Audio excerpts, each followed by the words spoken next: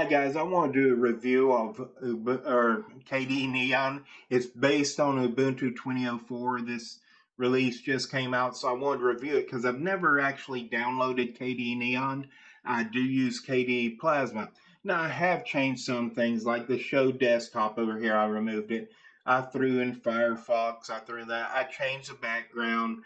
I changed it to the dark theme, and of course I moved the application launcher. I change it by right-clicking Show Alternatives and change it to the application menu. And I added console here. But most of it is the same. So let's begin. Let's throw up top. And you can see it's using almost no CPU. It's using about a gig and a half of RAM. Not much at all. Very light for an Ubuntu distro. As far as what's installed on your disk, we can go through this, but you see it's very minimal. They just install the basics, and then you can choose what else you want, which I kind of like that approach. But then we have some issues here. I mean, things work overall. There's just a few issues I want to make you aware of. First, let's go to snaps. And you see there are no snaps installed. Snap itself is installed, but there are no snaps installed out of the box, which differs from Ubuntu 2004. You've got like 3 or 4 snaps on it out of the box. You have none here. So we have a place that diverges from Ubuntu 2004. Now, one of the snaps is the App Store. So if we go in here, we see they got Discover, and that's their version of an App Store. Now, you see, it's not garbage or anything. It's not garbage. You go into settings, you see it can install Flatpaks. I added FlatHub. There's your regular repositories that can install snaps. So it's not garbage in the least. I do have one issue. See, I'm using my, did you see that stop? That wasn't me stopping. I'm using my scroll wheel here, and there it just did it again. And there it does it again. So I'm using my scroll wheel here, and you see it's not smooth, that there's times it stops responding. But if we go here, let's open this window up some more.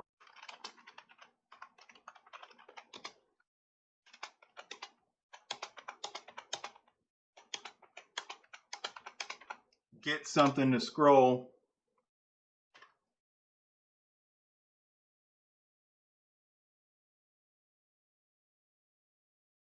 And you see it's perfectly smooth. So it's something to do with the App Store there, the Discover. I'm not sure what it is. But you see, you got that problem with Discover, and you got a place where it diverges from Ubuntu. No snaps.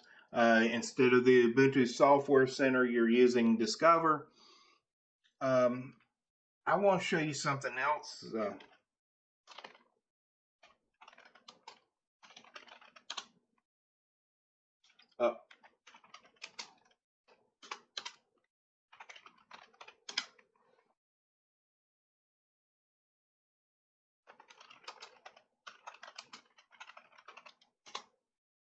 Look, it's using a completely different package manager.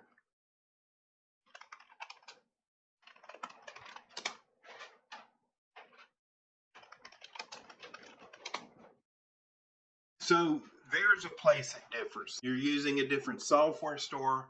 You're using a different package manager. No snaps are installed out of the box. So there are differences, but there's not a lot of documentation. But let's go.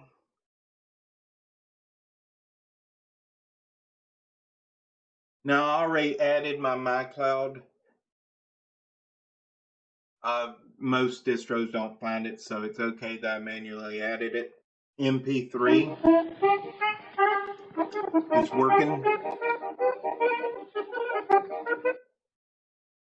MP4, I went to a Pussy Riot concert. I recorded them on my cell phone. It's working fine.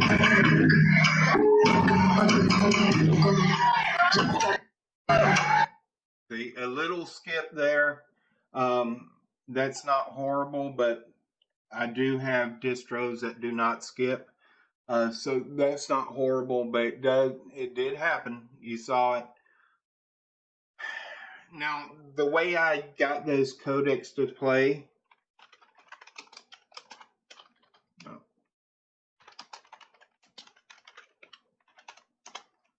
is I installed that Ubuntu restricted extras with apt-get install.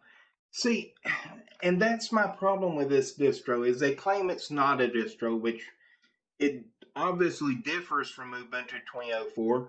So it's a distro in its own right. And it's not just Ubuntu with newer packages because it does differ some. So without documentation outlining exactly how it differs and best practices for the operating system and what you can't do and the ways you can't treat it like Ubuntu or you risk breaking things. See, I don't even know if going and installing that Ubuntu restricted extras just laid the groundwork for an update in a month to break my system. I just don't know. And it's that type of uncertainty that they've injected into this by not having a wiki or proper documentation and not treating this like a distro when it is. That is a real problem. Yes, in Discovery, my scroll wheel didn't work that well, but we're using the newest releases of Plasma. I mean, you've got to expect that every once in a while you're going to run into a bug. I mean, people don't write bug-free software. They're people, they just don't do it, you know? So, I mean, it appears to be a great distro. Everything works. It's nice. It's just that lack of documentation. So if I had this as a daily driver, I would literally be doing backups every day because you don't know when you're going to be treating this like Ubuntu when it's slightly different. And by doing so, you're going to break your system in the next update or, you know, at the end of the day or whenever. You just don't know. But with that being said, I mean, I've shown you the distro. I hope you've enjoyed this. I hope it gave you sort of an idea about what KDE Neon was like. And thank you for watching.